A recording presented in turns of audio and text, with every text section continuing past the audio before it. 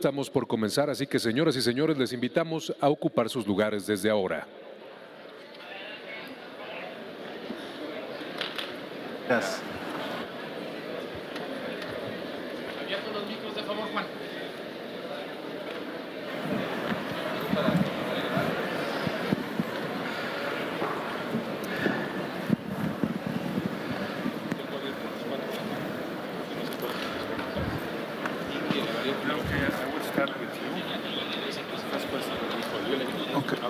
Okay.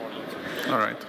Por favor, vuelvan a sus lugares mientras damos la bienvenida a nuestros panelistas para la mesa redonda denominada Transformando las políticas macroeconómicas para lograr un crecimiento económico incluyente y sostenible. Ladies and gentlemen, please be seated as we welcome our panelists for the roundtable on transforming macro policy to achieve inclusive and sustainable economic growth. Como panelistas tenemos al jefe de Planeación Económica en la Secretaría de Hacienda y Crédito Público de México, el doctor Luis Madrazo Layú.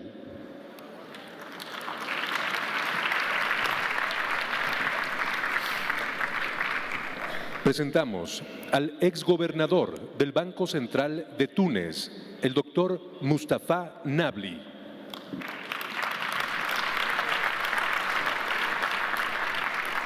Exministro de Asuntos Estratégicos de Brasil y fundador del Getúlio Vargas. Bienvenido, doctor Marcelo Neri.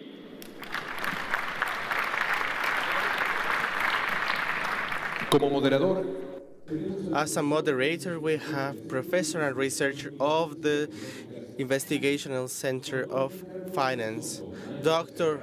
Carlos Elizondo Mayer Serra. Adelante, doctor. Comenzamos. Muchísimas gracias. Y es para mí un enorme gusto estar en un evento organizado por la OECD y el INEGI. I'll switch in English in order to make this discussion easier. It's really Vamos a hacerlo en inglés para tener esta discusión. Es una gran oportunidad tener a estos invitados tan inteligentes y prestigiosos. Me gustaría enfocarnos cómo transformamos las políticas macroeconómicas para crear un desarrollo económico sostenible. El secretario de Hacienda, el doctor Videgaray, no pudo asistir, pero agradezco la presencia del señor Madrazo, el profesor Fitoussi, y es por eso que tenemos este panel. Vamos a hablar durante 45 minutos y tendremos unos minutos más para preguntas. Me gustaría empezar con ustedes, profesor Mustafa Nabli, del Banco Central. Como gobernador del Banco Central, tiene mucha experiencia en la sustentabilidad. Y Túnez tiene mucha experiencia donde la crisis del 92 dieron pie a la evolución, desarrollo. ¿Qué podrían hacer los creadores de políticas para la generación de un desarrollo económico más inclusivo?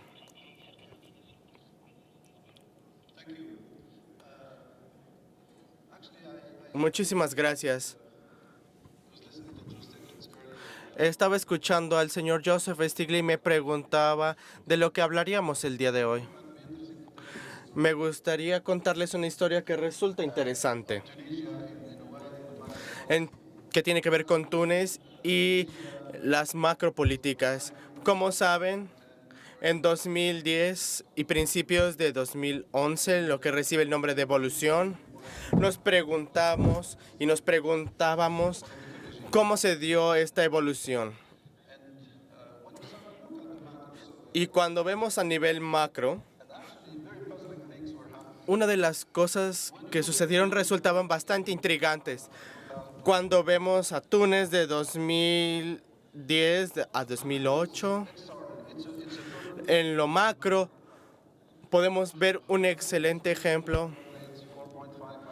Tenemos 4.5 del PIB, tenemos crecimiento en el PIB, vemos la reducción de desigualdad, la innovación de lo que sucede, la desigualdad en la parte baja, la inflación fue menor, el déficit era bajo. Parecería como una política macroeconómica que alcanzó la reducción de la desigualdad y la estabilidad financiera. Y aún así, 2 o 3 años después, el sistema político colapsó. Y nos preguntamos por qué. ¿Qué sucedió? Así que me gustaría comentar 2 cosas. La primera, relacionado con lo que dijo Joseph Stiglitz, tenemos que ver los indicadores de la prosperidad compartida y vemos que no son suficientes. Y algunas de las dimensiones relacionadas con el mercado laboral eran muy malas.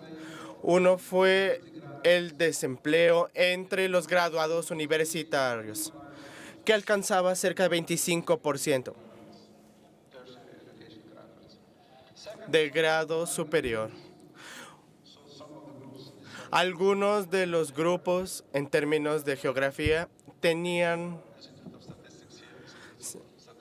Sí, el Instituto de Estadística aquí me resulta muy interesante. Las tasas de desempleo eran extremadamente altas y hay 2 dimensiones de inclusión que resultan muy problemáticas y estaban creando mucho descontento en esta gran y bella imagen de la macropolítica. Ese es uno. La segunda dimensión que tiene mucho interés en términos macro tiene que ver con la recesión de 2009. Un gran shock. La economía empezó a desacelerar. Las exportaciones redujeron en 10% en 2009. Un declive. Y el desempleo aumentó aún más. ¿Qué sucedió a nivel de macropolítica? Nada. La macropolítica no fue responsable en lo absoluto. Los niveles de gasto estaban bien. El déficit siguió en el mismo nivel, a pesar de la voluntad y la intención de aumentar esos gastos. La macropolítica no fue responsable. Así que la pregunta fue, ¿por qué si a nivel mundial se tiene una situación estable a nivel macropolítico y no se utilizó a nivel local? Y ha sido una pregunta que me he hecho yo. ¿Por qué? Y es solamente para ilustrar un punto. Las limitaciones políticas en las macropolíticas son en esencia de que algo impidió que la macropolítica se veía impedida. ¿Qué tiene que ver? ¿Qué es esto?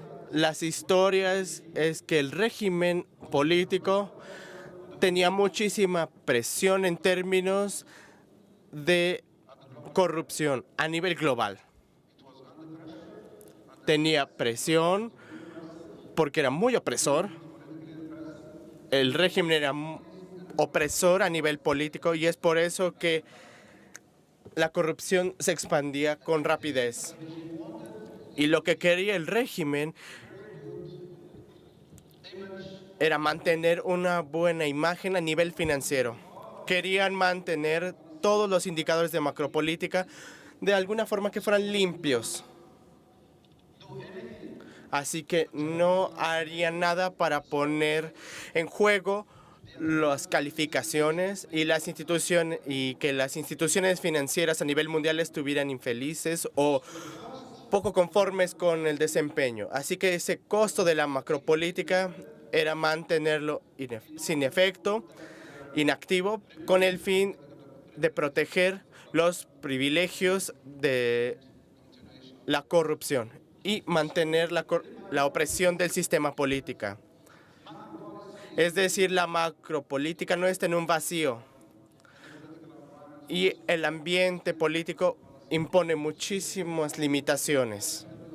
Esta es una revolución y les voy a contar historias que tienen que ver con la revolución. Y esas limitaciones dieron forma al sistema macropolítico de tal forma que fue posible que estas macropolíticas dieran pie a una mejora en esas políticas. Ahora me gustaría darle un ejemplo contrario que es Brasil, profesor Marcelo Neri. En el caso brasileño tenemos el ejemplo de políticas anticíclicas donde se expandió el presupuesto público y yo considero que es un caso de éxito, pero actualmente vemos una crisis clásica anticíclica donde han perdido terreno en todo lo que Brasil ya había ganado. Algunas de las lecciones del caso brasileño tiene que ver con los desafíos que tenemos actualmente. Tenemos déficits de 9%, altas tasas de interés, tienen que haber contracción de la economía, porque llegando al segundo trimestre, viendo su caso de éxito ya no era sostenible. ¿Cuáles son sus perspectivas en este foro? Muchas gracias. Yo considero que de alguna manera o de algunas maneras el caso brasileño tiene que ver con el caso de Túnez. Lo que ha hecho Brasil desde finales de la recesión de 2013, la razón de éxito en mi nación fue una combinación de ambos lados, que Brasil estaba justo en el centro, donde teníamos un país excelente en términos de crecimiento. Sin embargo, el crecimiento era bueno durante 10, tal vez 9 u 8 años, y además de esto, hubo un aumento en el desempeño a nivel de trabajo. Y con la creación de la comisión que mencionó Stiglitz, se enfatizó el desempeño en el PIB. Y hay veces que la cantidad de personas en viviendas aumentaban al doble de lo que el PIB, a comparación del PIB. Así que estamos combinando el aspecto macro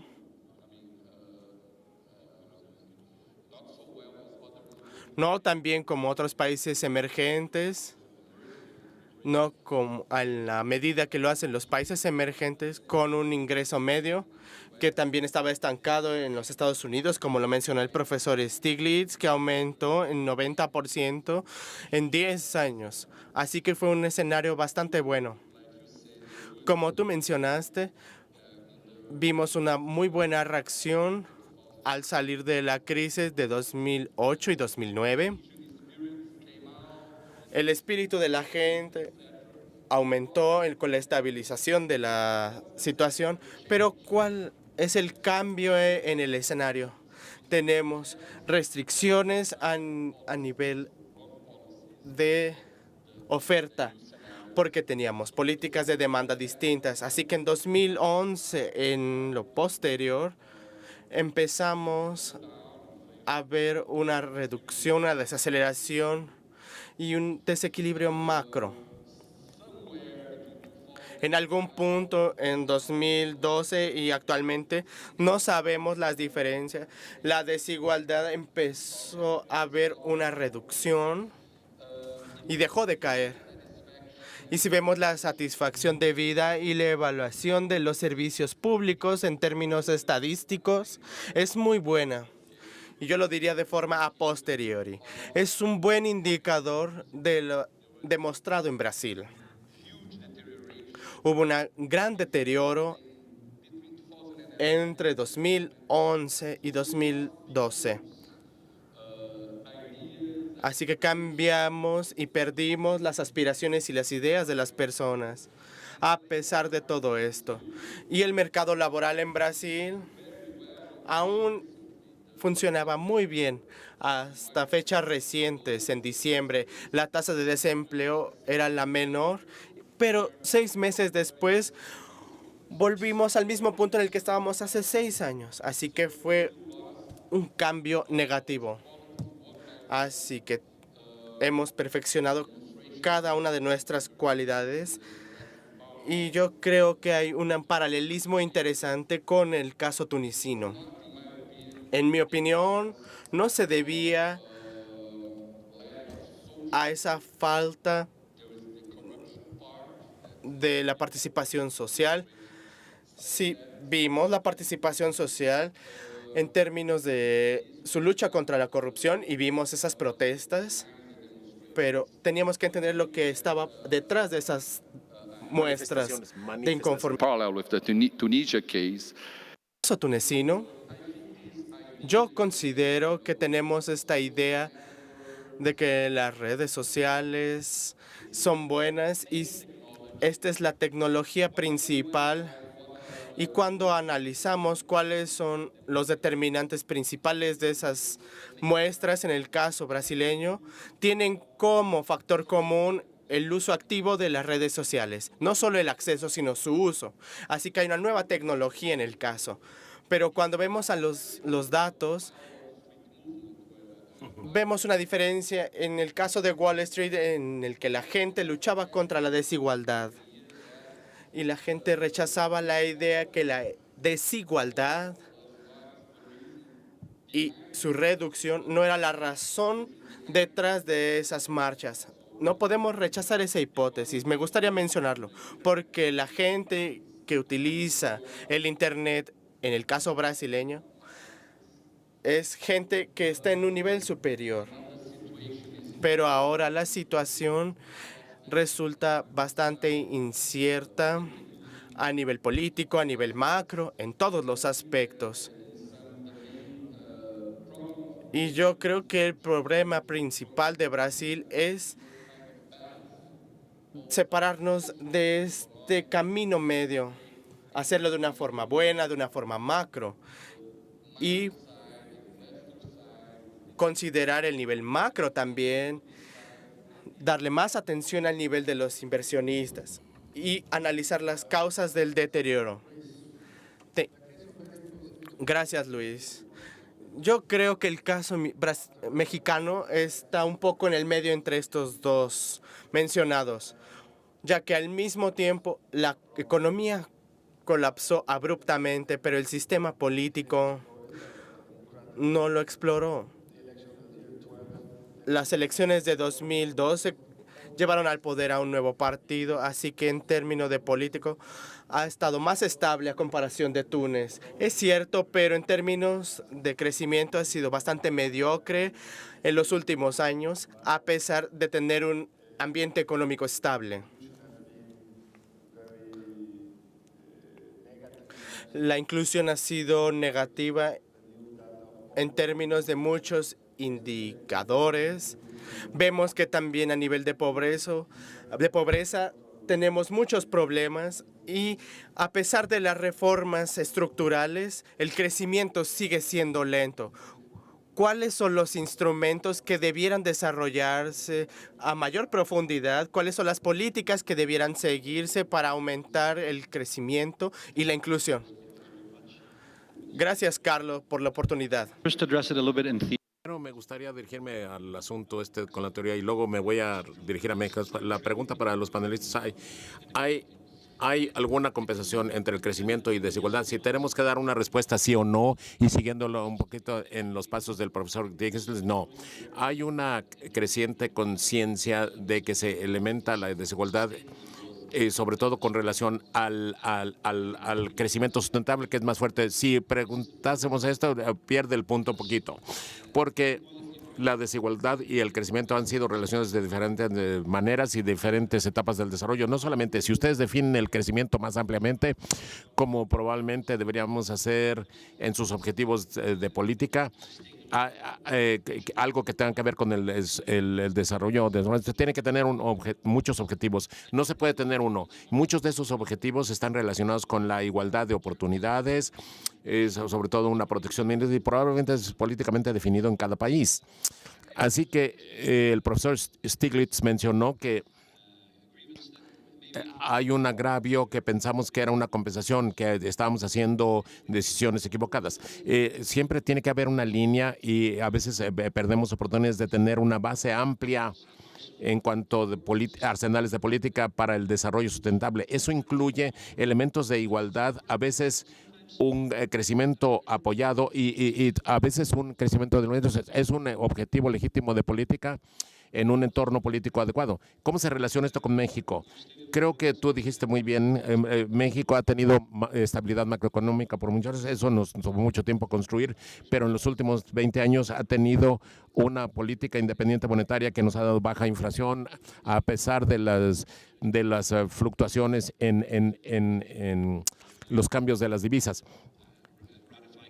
Y el proceso está siendo procesado pero ha habido mucha desilusión, y creo que uno de los elementos que estamos perdiendo en esa mezcla de política tiene que ver un poquito con la desigualdad o mucho, y con la inclusión, y por eso el modelo para las reformas estructurales que han sido implementadas es democratizar la productividad, traer la oportunidad a cada uno en la economía, y eso debería ser un gran impulso para el crecimiento económico. Si ustedes ven las reformas discutidas, obviamente están enfocadas en incrementar la productividad para todo el mundo, no solamente para unos pocos. Y los más obvios son la política de energía. Algunas industrias han sido excluidas de revueltas, como por ejemplo la electricidad, la energía. Tenemos las telecomunicaciones y donde no había competencia. Y por supuesto el mercado del trabajo. También es la reforma fiscal y financiera. Pero ahora déjenme ver cómo algunas de estas políticas están directamente relacionadas a la inclusión. Y hay dos elementos posteriores que no he mencionado hasta ahora, que son la política de inclusión en la reforma fiscal, en donde hay nuevos incentivos para atraer a la gente al sector formal. Si ven los números de cómo las nóminas han creciendo en los últimos años, están creciendo como 4%, que es más rápido que el crecimiento económico. Esto es más formalización, y mucha gente dice eso no es sustentable. No. Esto está encima del crecimiento anual. Tenemos un proceso de formalización y eso debe llevar a una protección mínima de la gente en términos de pensiones y cuidado de la salud y a largo plazo. Déjenme mostrar un elemento adicional que creo que complementa el paquete de las reformas estructurales que tenemos en México, que es sobre todo las zonas especiales para el sur. Si vemos los datos duros en los 20, 30 años en términos económicos de crecimiento, tenemos un gran éxito de crecimiento en el norte y en la parte central. Geográficamente hay regiones que han crecido en exportabilidades, en exportaciones, en manufactura, pero realmente no hemos traído a esa economía al resto del país, por lo menos la parte sur o sureste del país. Creo que las reformas sectoriales han incrementado la productividad para todo el mundo en términos económicos, porque eso debe llevar a un más elevado crecimiento económico. En cada una de esas políticas financieras, fiscales, laboral, educación en particular, ustedes tienen un elemento de inclusión para traer a todo el mundo a esta dinámica de crecimiento y de aumentada productividad. En esas reformas que yo mencioné tenemos elementos específicos, sobre todo la reforma financiera tiene que ver con la inclusión financiera, la reforma educativa. Probablemente dijiste que tenemos dos reformas y no hemos visto un incremento de los otros. Hay reformas estructurales que no esperarías que tuvieran un impacto inmediatamente. Tú esperas que el impacto viniera a través del tiempo, pero ya empezamos a ver algunos de los elementos que las reformas estructurales tienen en la dinámica local. Y en México, a pesar de tener un crecimiento que es similar que lo que tuvimos en los últimos 20 años, esto ha pasado en un contexto en donde las economías mundiales han bajado. Y realmente necesitamos ver otra vez cómo mides el desempeño económico. Uno de los elementos que realmente está afectando los números del PIB es la producción de petróleo y de gas, y algo que es muy importante para las finanzas públicas y sobre todo para las cuentas de PIB. En la dinámica de la economía, usted ya ve una dinámica que yo mencioné al principio, un crecimiento fuerte del sector trabajo, un menor desempleo. Eso ha incrementado los salarios acompañados por una baja en la inflación. Si ven los números de consumo, eso es lo que ha sostenido el crecimiento en los últimos 20 años. Ha sido el mercado interno en contra de lo que hemos visto en los años anteriores, pues no se fue más, en donde tenemos el mercado anterior. Así que vemos lo mismo con las formas estructurales. La composición está cambiando y esto nos da promesa para el futuro, continuando sosteniendo. ¿Qué quieres? No puedo hacer más, maestro. Okay. No puedo hacer más. Of a very slow recovery, and we get the energy reform working for us. Those two drag elements should be complementing instead of subtracting from growth going forward. Thank you, Carlos. We're moving. estamos no solamente manejándonos con política macroeconómica, con Luis, y manejando las reformas estructurales, y estamos mencionando el hecho de que no había oferta, que no había esfuerzo para quitar estas restricciones de la oferta que no le permitió a la economía brasileña el crecer. Y me gustaría regresar a Túnez, tratando de entender cuáles son las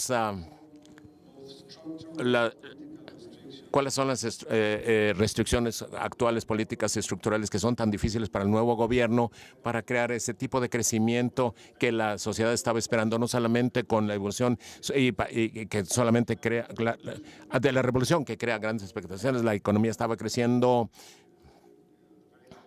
a muy alto nivel, con buenos indicadores en términos generales. Así que voy a regresar contigo, señor Nabli. Como yo estaba mencionando, los constreñimientos de la evolución macro fue política. Las restricciones se fueron después de la revolución. Así que la puerta está abierta para una acción de macro política. Desde el 2011, especialmente la política fiscal fue extremadamente agresiva. El déficit fiscal se fue de menos 1% a menos 4%. El déficit fiscal se multiplicó por 4. Los gastos versus el PIB se fueron 4 o 5% del PIB. Así que hubo un estímulo, un paquete o una serie de paquetes fiscales del 2011, del 2012 y el 2013. La política monetaria, por lo menos, fue en las etapas iniciales del 2011 relativamente acomodándose con bajas tasas de intereses, alto crecimiento de dinero, etcétera, y se volvió menos acomodado después porque la inflación se elevó muy dramáticamente del 3% al 6%. Ahora, el problema es que el uso de este instrumento fiscal probó ser ineficaz. Lo que hubieran esperado en términos de crecimiento, en términos de prosperidad compartida, no pasó. Realmente todos los indicadores de la prosperidad compartida se empeoraron desde el 2010. El crecimiento se colapsó, el desempleo se elevó, la inflación también, la pobreza también se elevó y la desigualdad también se fue, todo se fue hacia arriba, todo se empeoró, a pesar de estas políticas fiscales que implementamos. Y la pregunta es por qué. Realmente estamos en el extremo opuesto de la situación prerevolucionaria. Así que, ¿qué está pasando? Mi evaluación es que lo que ha pasado es que, primero, la naturaleza de la política fiscal estaba equivocada. La composición de la política fiscal, la esencia de los gastos incrementados vino en dos partes: aumento en salarios para los servidores públicos y para el empleo del sector público, y luego un aumento en subsidios para los artículos de consumo. Y esto tuvo efectos de multiplicadores muy diferentes. El impacto que intenta incrementar la inversión fue extremadamente limitado e ineficaz. Esa es una razón. La segunda es más importante, creo. Y a propósito, realmente está impulsado por la política. Porque después de la revolución y de los levantamientos y todo eso, queríamos hacer que la gente sintiera que consiguieron algo o que sacaron algo de esta revolución. Así que aumentamos los salarios, les dimos trabajos en el sector público, y luego no aumentamos el precio del pan, de la gasolina, y no coincidían estos precios con los que se dieron después, el 2011. Creo que lo segundo que es más importante está relacionado con la estructura, etcétera. Realmente la constricción para crecer no era macro ya. La constricción era política. la incertidumbre política y los disturbios y la falta de credibilidad de las políticas realmente estaba restringiendo el crecimiento. Los inversionistas se iban porque no había estabilidad, la situación política estaba muy frágil. Todo el sistema del Seguro Social estaba muy claro y los prospectos no eran muy claros. Así que la incertidumbre, etcétera, realmente es la razón de. Así que una vez que ustedes tienen la situación en donde tenemos o la incertidumbre macro en la situación, el instrumento era la cuestión monetaria y fiscal y no tuvieron ningún impacto. Lo que necesitamos ahora, relacionado con tu pregunta, es una estabilización seria de la situación política, de la situación de seguridad y luego estructuras de reformas estructurales para corregir esto, para que venga la inversión, para que el sistema de educación, la capacitación, las habilidades se mejoren y todas estas cosas que son muy difíciles de hacer mientras tenemos una transición democrática. Así que tenemos una situación ahora en donde lo macro está restringido por la política, pero en un sentido diferente, porque realmente lo macro en mi mente en esta etapa no puede beneficiar a muchos en términos de lograr una prosperidad compartida. El juego se está jugando en otra parte y ese es donde estamos. Muchas gracias. Ahora, Marcelo, en el caso de Brasil, ustedes tienen un reto muy terrible. Tienen que hacer reformas estructurales para confrontar algunos de estos problemas de oferta, restricciones que la economía brasileña tiene y la herencia de estos últimos 12 años. Ustedes tienen una situación macroeconómica terrible y tienen que pensar en cómo proteger las acciones para dar espacio económico gracias al crecimiento de los últimos 10 años. Bajo una situación compleja política, ¿cómo puedes confrontar esos retos? ¿Cuál sería tu sugerencia al presidente si ella te preguntara qué tenemos que hacer ahora? Por cierto, hay restricciones políticas, siempre las hay, pero ¿cómo las manejas? Creo que sería muy difícil evitar las restricciones políticas, creo, porque están tocando a la puerta en este momento y creo que hay un gran riesgo de que creo que esto es una buena pregunta, porque si tratas de hacer un ajuste fiscal como el que estamos tratando de hacer, pero las cosas que realmente no hemos resuelto la situación fiscal en Brasil, realmente tenemos que hacer la reforma del seguro social, del trabajo, necesitamos hacer eso. Es una cosa estructural. Así que si haces un ajuste a corto plazo, puedes irte bien un año, pero luego la gente va a ver el horizonte y va a decir, van a tener problemas en unos pocos meses, así que ya empezamos a tener problemas ahora. Así que lo que realmente necesita Brasil es hacer todas las reformas estructurales como México está haciendo en los últimos 3 años, por supuesto, adaptándose. Nuestra productividad y su aumento está en la agenda en Brasil, en toda Latinoamérica realmente. Tenemos que implementar eso para hacer más como. Creo que el caso de Brasil, si ustedes ven, aún en los últimos 3 o 4 años, la prosperidad y sus indicadores son hermosos. Creo que crecer 5 o 6% al año, aún durante el periodo macro malo, lo cual no ha sido sustentable. Brasil proporciona las lecciones que cuando a veces ustedes piensan que están alcanzando los resultados finales y realmente están diciendo, bueno, que está bien, eso es todo.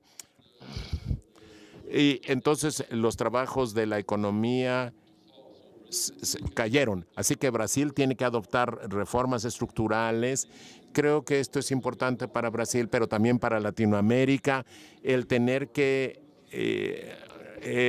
hacer el trabajo como tipo Angus y tener porque hay bajos ahorros a nivel familiar, tenemos que hacer reformas para aumentar los incentivos para los ahorros, para el ahorro.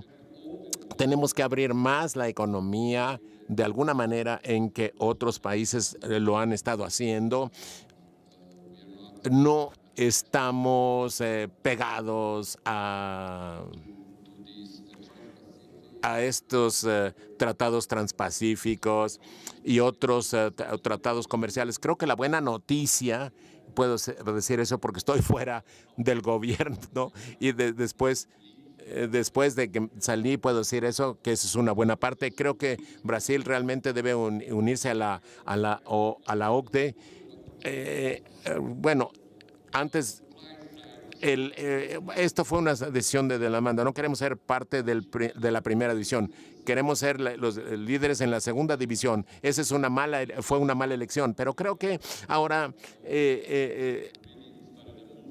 ya se empezó un movimiento de unirse a la OCDE para tratar de hacer más cosas fundamentales, viendo el lado de la oferta.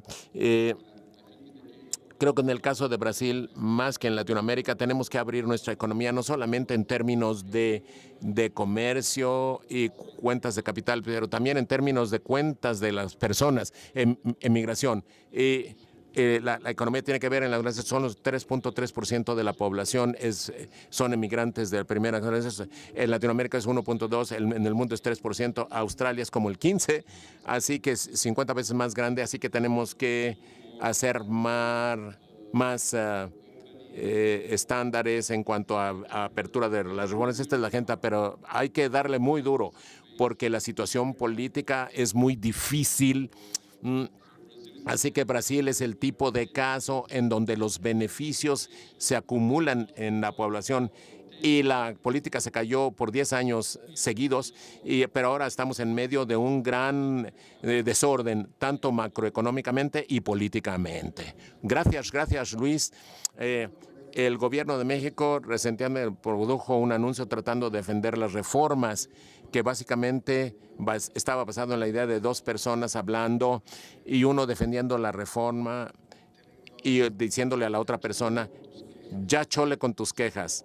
Gosh, stop complaining, porque las cosas son mejores de lo que tú piensas. Y creo que este es uno de los dilemas de los que hacen la política en México. Son, uno, ellos sobrevendieron las reformas. Es cierto que son reformas estructurales, pero cuando estaban siendo vendidas, creyeron que el crecimiento iba a llegar temprano. Si tú ves the general criteria of political economics and the administration, deben ir más rápido, se fueron más rápido de lo que estamos creyendo, pero tuvimos un entorno internacional muy difícil, la producción se fue más que nadie pudo prevenir o pronosticar. La población estaba esperando reformas que se lanzaran más rápidamente. Y ha pasado de alguna manera en ciertos sectores, pero en términos de crecimiento la gente realmente no lo están viendo. Y en segundo lugar, si tú ves la reforma de la OCDE, los reportes de la OCDE, ellos dicen que la reforma debe darnos un punto adicional del PIB por año una vez que se implementen, pero tendríamos un punto adicional de PIB debido a dos reformas fundamentales. Una es crear una regla del orden en México y en segundo lugar, hacer una reforma de trabajo más consistente. Una de las cosas que vemos en la administración es que creen que ya hicieron la reforma laboral, pero realmente lo que hicieron fue muy limitado. ¿Cuáles son los retos que esta administración tiene para la segunda mitad de esta administración? Uno, hacer que la gente entienda que las reformas van a venir y tenemos reformas pendientes para capturar todos los beneficios de las reformas que ya han ocurrido. Gracias, Carlos, por tu pregunta. Déjenme abordar esto diciendo, sí, las cosas han cambiado desde la agenda de las reformas fue presentada. Sobre todo el entorno internacional para las finanzas públicas, el precio del petróleo ha cambiado, aunque la economía mexicana ya depende mucho menos del petróleo y sus exportaciones representan un pequeño porcentaje, mucho menos de lo que ocurría hace varios años. Las cosas han cambiado en ese sentido y el manejo de las expectativas es parte del proceso de las reformas. Yo diría que el proceso de reformas estructurales está en marcha y va a ser por mucho tiempo. Van a llevarse mucho tiempo y en esencia son muy ambiciosas, pero van a ocurrir en un tiempo largo. ¿Qué más puedes hacer y cuáles son los límites de lo que el gobierno puede hacer? Creo que eso nos trae otra vez a lo que dijiste al principio. México está como a la mitad entre la experiencia de Túnez y Brasil. Creo que México ha mantenido la estabilidad macroeconómica, la hemos construido por 20 años. Hemos tenido un gran esfuerzo en términos de reformas estructurales y de incremento de la productividad y el crecimiento. Creo que la política macroeconómica puede suplementar o complementar, puede ser conduciva a proteger la inclusión y tener un componente contracíclico, pero es muy importante que los países lo hagan de manera prudente. México, por primera vez en el pasado reciente, después de la crisis financiera global, ellos pusieron políticas macroeconómicas que son contracíclicas, son modernas, modestas, pero son contracíclicas. No estamos forzados en irnos al camino equivocado en esos puntos. Pero hay límites para eso y México necesita ser muy prudente para mantener su estabilidad básica. Brasil es un ejemplo perfecto. Creo que México está haciendo eso. México es un reto doble. Tenemos que hacer un esfuerzo fiscal muy fuerte, y lo cual es doloroso, y hay que cortar el gasto.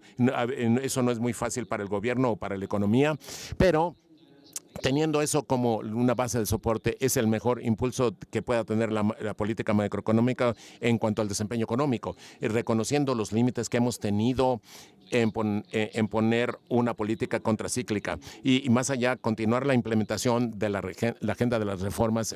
Eso va a traer un incremento en la productividad a largo plazo, pero también la implementación de las reformas estructurales, no todas ellas, pero algunas de ellas van a tener un efecto inmediato en la economía.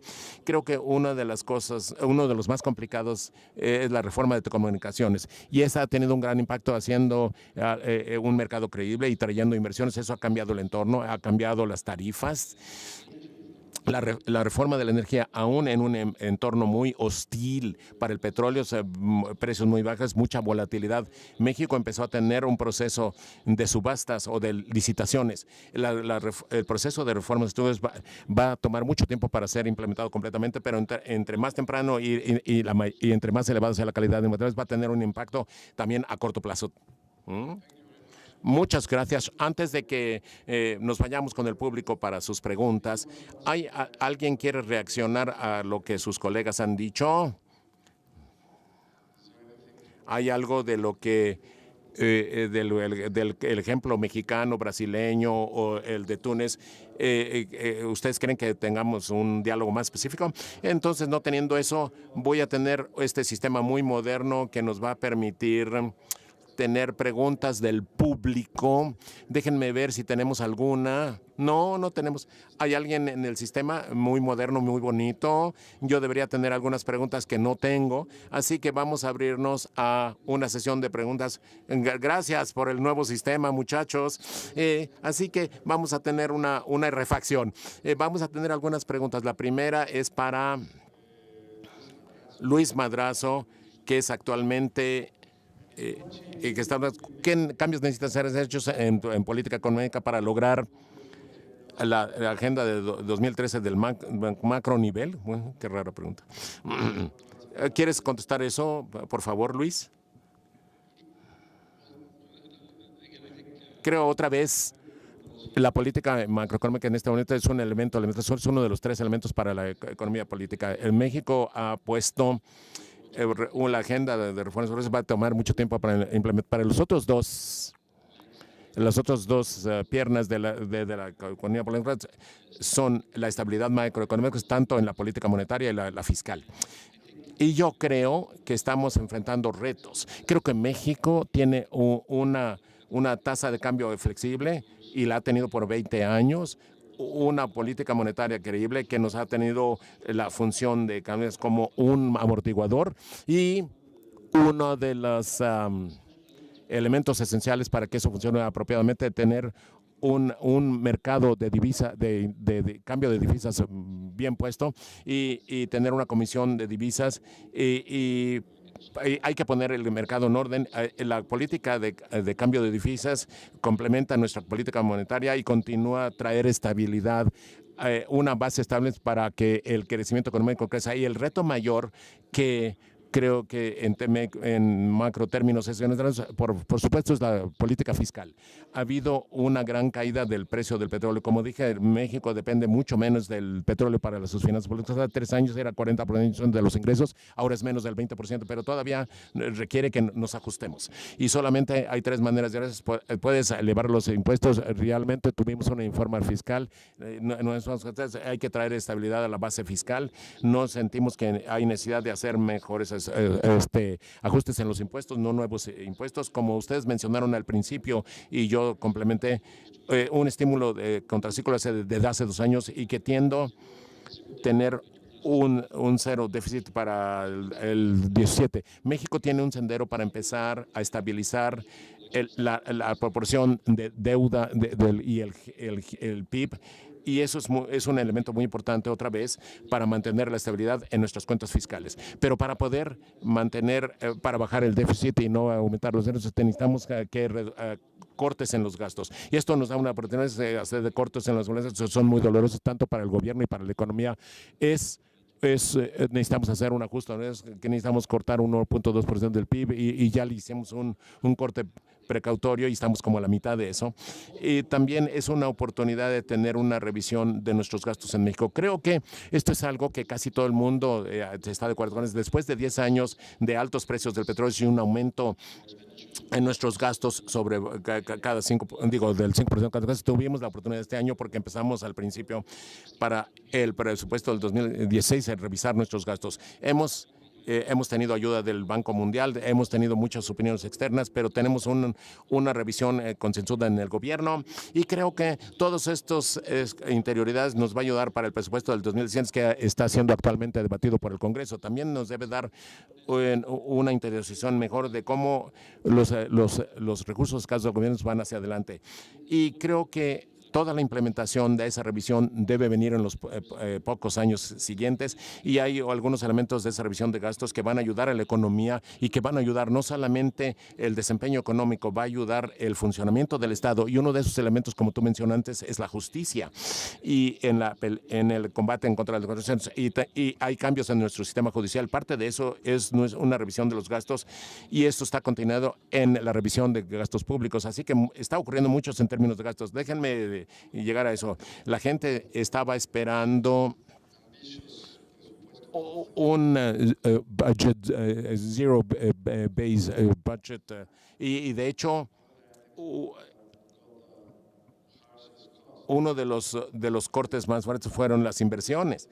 El presupuesto de universidades va a disminuir 20%, si recuerdo precisamente, en cuanto a lo que representan los gastos actuales, pero un pequeño disminución.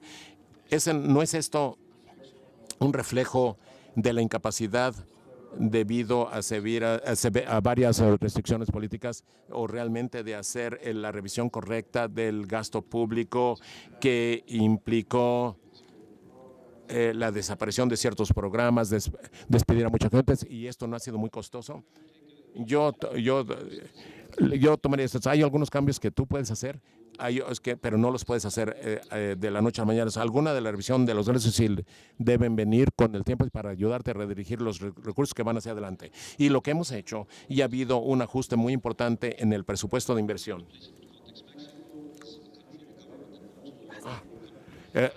Y conforme cayó el precio del petróleo, todas las compañías han tenido que revisar sus inversiones y sus presupuestos. Entonces, así que eso es un gran elemento de lo que tú ves en el presupuesto y eso es natural y es consistente con el eficiente uso de los recursos en un nuevo entorno de precios. Pero más importantemente, creo que fue esencialmente, desafortunadamente, que tuvimos una liberalización, que no hayamos tenido una forma de liberalización. Es importante para el crecimiento. No es cuánto presupuestas para la inversión por el gobierno, es cuánto movilizas para inversiones productivas. Y teniendo una reforma energía que en los años antes que hubiera permitido nuestro sector de energía en nuestra compañía estatal Pemex el hacer uso de elementos que otras compañías tienen a su disposición. El sector de la energía es uno en donde necesitas tener mucho manejo de los riesgos. Y creo que Pemex no ha tenido disponible hasta ahora. Ahora Pemex tiene eso. Así que Pemex, con menos recursos presupuestarios, probablemente puede movilizar tantos recursos como necesita para la nueva realidad de precios que va hacia adelante. Hay otros elementos en el presupuesto en donde hemos introducido diferentes vínculos financieros para ayudar a movilizar no solamente la inversión del sector público y privado. Yo diría que tenemos los elementos para tener una movilización vigorosa de los y es una gran pregunta de implementación, es un gran reto, pero eso viene con el territorio. Cuando tienes un buen número de reformas importantes, tienes que ir hacia adelante y implementarlas, y depende de qué tan bien haces eso, qué tan rápido y qué tan gran impacto tiene sobre crecimiento y en varios aspectos del desarrollo. Muchas gracias, Carlos.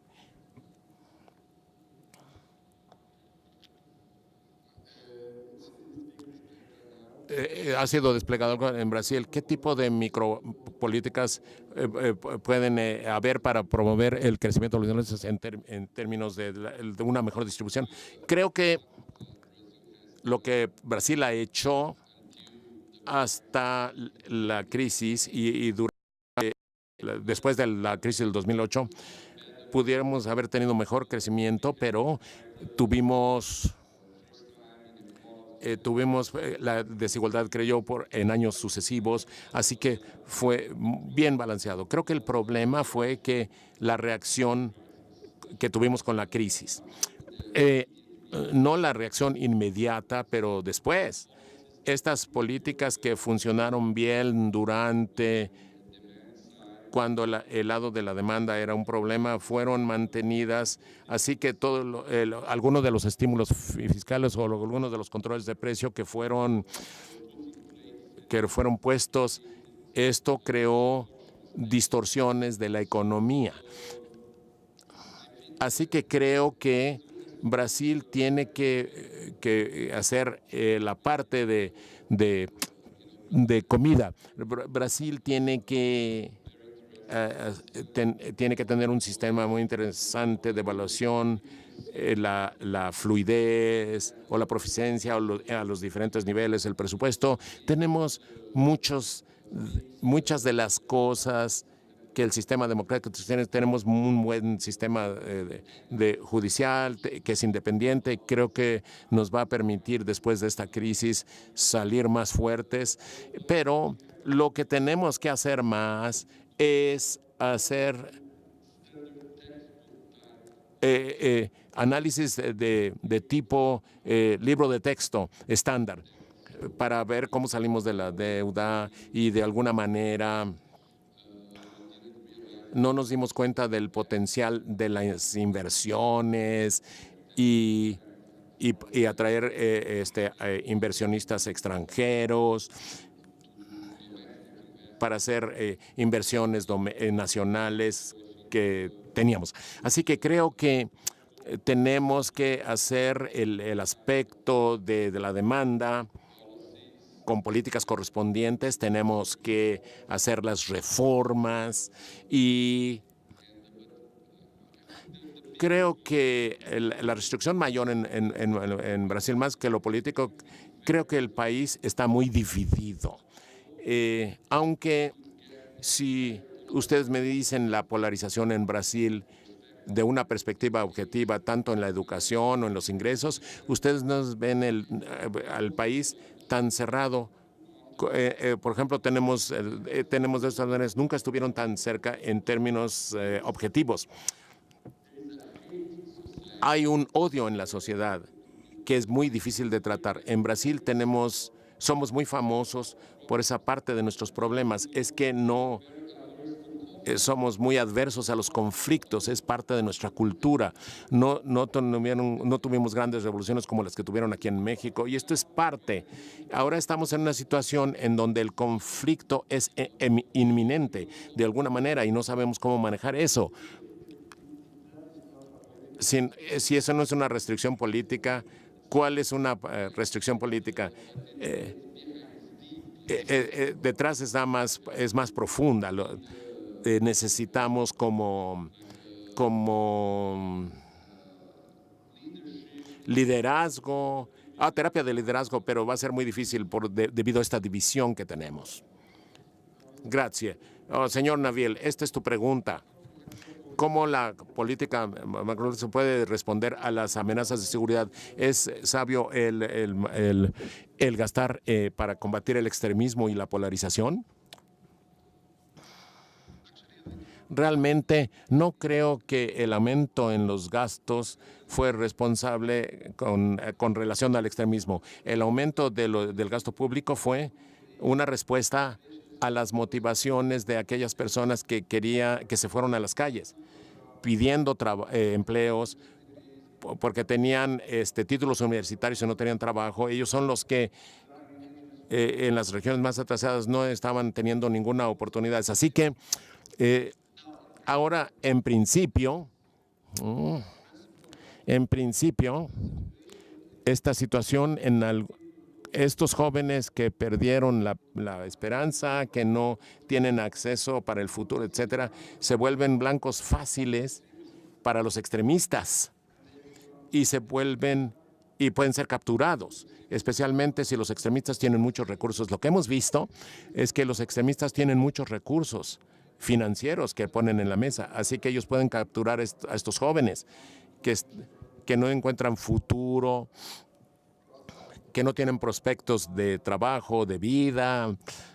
Así que poniendo algo de dinero durante el periodo de transición para más o menos reducir esa presión, creo que tiene mucho sentido políticamente. Yo no tengo una receta para resolver. El problema es cuánto puedes hacer, cuánto de ello y por cuánto tiempo, porque ya vimos la solución. Es algo que tú puedes hacer por un rato, para calmar las cosas, reducir las tensiones, etcétera. Pero no es una solución. La solución es que hay que crear trabajos reales, las oportunidades reales, las opciones reales y los prospectos de vida. Y esto va de lo que estamos hablando todo el tiempo, las reformas estructurales en educación, en capacitación, en el aspecto de la demanda. De la oferta, perdón. Les voy a dar una cifra y esto les va a dar el alcance del problema que estamos enfrentando hoy. El comercio de inversiones en Túnez fue como el 25% del PIB antes de la revolución. Se ha colapsado. ¿A qué número? Tenemos 17 o 18%.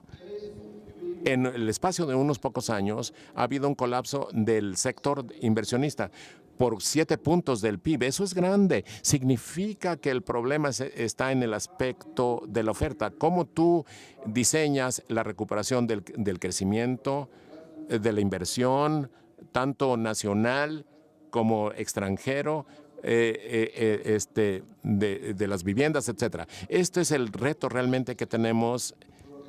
Ustedes no pueden enfrentar a los extremistas si no creas trabajos, empleos, si no mejoras las vidas de las personas y si no se tiene dándoles la educación adecuada y las oportunidades adecuadas.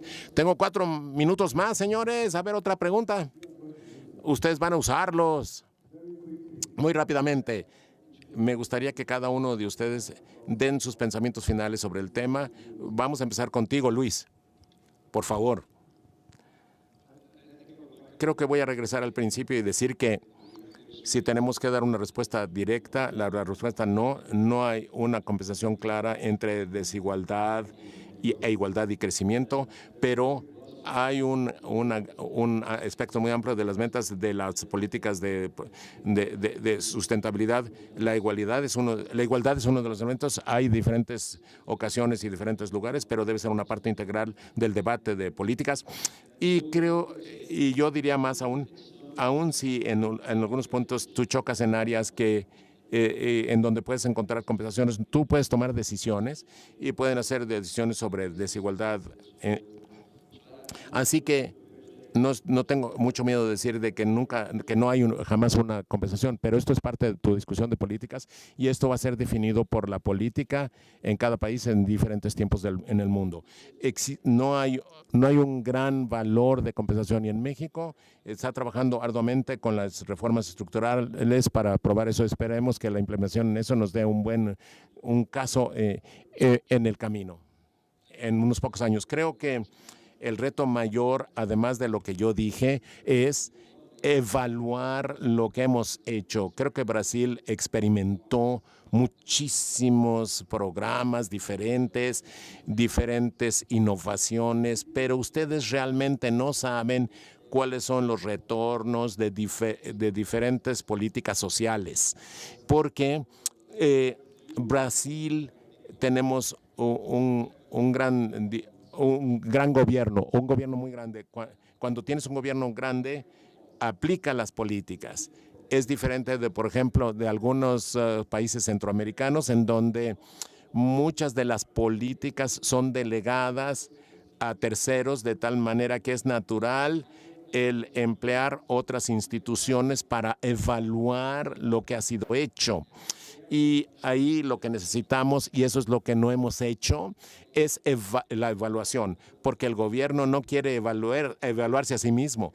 Ese es un como tipo así que realmente tenemos que trabajar para aprender de lo que hemos hecho en un tiempo en donde el espacio fiscal se está encogiendo. Tenemos que hacerlo de una manera eficiente para cortar los programas en donde dan menos sustentabilidad.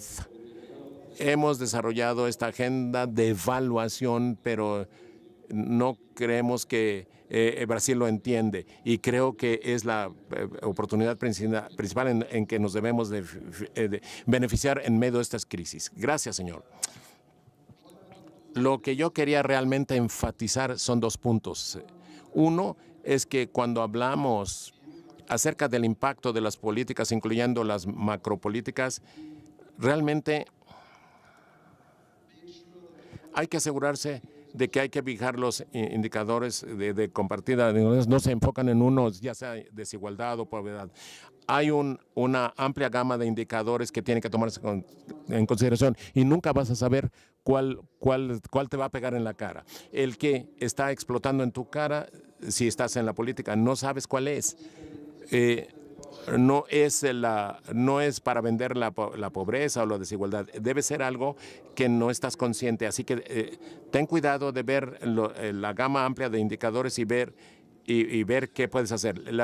El segundo punto que me gustaría enfatizar es que, especialmente en la macropolítica, hay que no sean capturados por intereses especiales las personas. Esto es muy peligroso. Y regresando yo se me olvidó decir este punto pequeñito. Antes de la revolución, una cosa que pasó o que estaba ocurriendo, la economía estaba siendo capturada por muchachos privilegiados, así que en vez de que se diera crecimiento en la economía, estaba creciendo el número de personas que tenían intereses muy específicos, y observamos lo mismo en Israel, etc. Esta es información reciente que muestra de que antes de la revolución, de lo que pasó en Túnez, el crédito, se dio el crecimiento para algunas firmas, y eso estaba apretando al resto de la economía. No estaba creando las oportunidades para una prosperidad compartida, porque había una captura de parte de la economía por un grupo muy pequeño. Así que estén muy conscientes de la captura de la economía y de las macropolíticas. Tengan mucho cuidado. Muchas gracias a todos ustedes. Fue un panel muy interesante. Muchas gracias por su paciencia y vamos a continuar. Gracias.